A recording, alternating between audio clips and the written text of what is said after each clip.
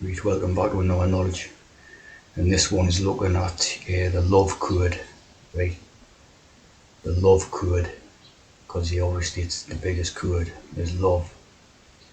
You always see this Haircut 100, right, which was an old song, 1980s, and had a song called Love Plus One. Right? And of course, Love Plus One is to do with, plus one is basically the fact that they're trans, right? So it's like the original self plus one. See, the two passengers, the two on the horseback out there, Knights Templar. See, plus one. See, love plus one. So it's this love idea, right? Of course, if you've had a haircut, you've had the cut. See, the cut. That's what all that's about. But interesting lyrics in it. I went off to the right. You know what all that's about. Yeah. And look at this. All these I and your, see, I and your. So, as we know, Yahweh is basically God, right? So this is where they get Yahweh from I. Like the I code, the Scottish yes, is the I, and from that you get the Yahweh. See, that's why it's God. Yahweh is God. It's those who said I, said yes. You see what I mean? End of simple, isn't it, really?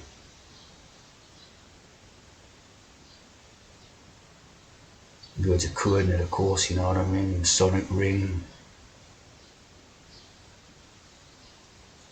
love, the biggest, biggest coordinate.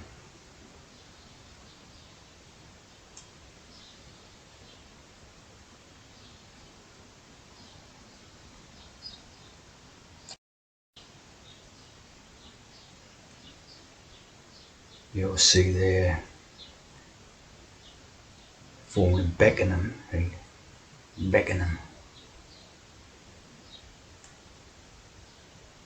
And Nick Hereward. Nick Hereward, so there's the I and the here yet again, see? I and the here.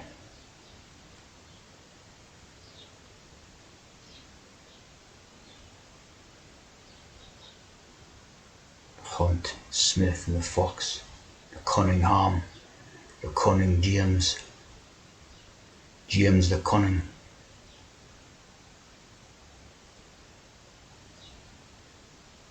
Favourite shirts, the Masonic breastplate. There's an interesting little piece of code, right? When you have underwear, it's called a temple garment, right? Underwear.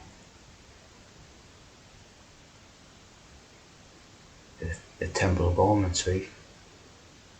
The garment of the holy priesthood. So obviously the temple, you know that idea about the body as a temple, right? It's a symbolic reminder of the covenants made in Templar ceremonies. Promise between God and a person made in temple ceremonies. Right? And a literal source of protection from evils of the world, i.e. sort of sex, sin, you know what I mean? It's temple, washing and anointing, the endowment,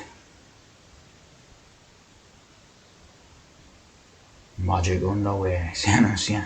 Of course, well, the idea about the rebuilding the temple, the rebuilding of the temple, because of the impact, positive or negative, right? Remember the I, right? I and yes, or negative, which is nur, into things like deck, decline, stuff like that, right? In a construction effort. Zerubbabel is mentioned as leader of the people, rebuilding the temple. And look, 1-1, the pillars, right? The pillars. Why did God rebuild the temple in Jerusalem? Affirmed that God still desired their worship. God built the cornerstone, now everything else would follow.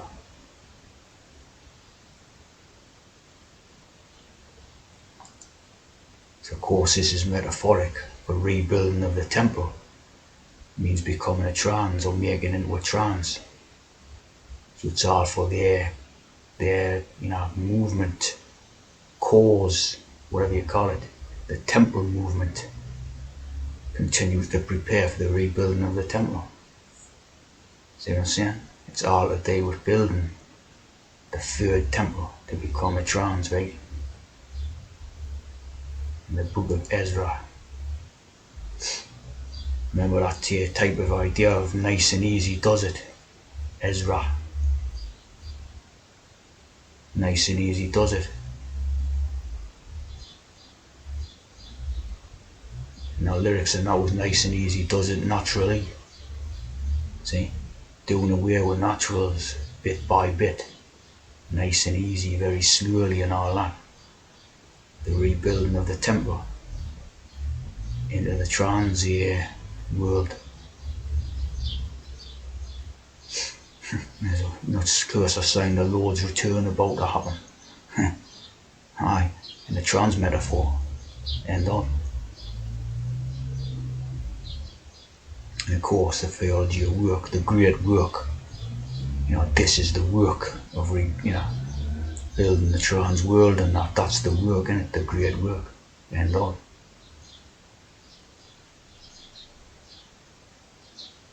Who done the work of rebuilding the temple at their labours?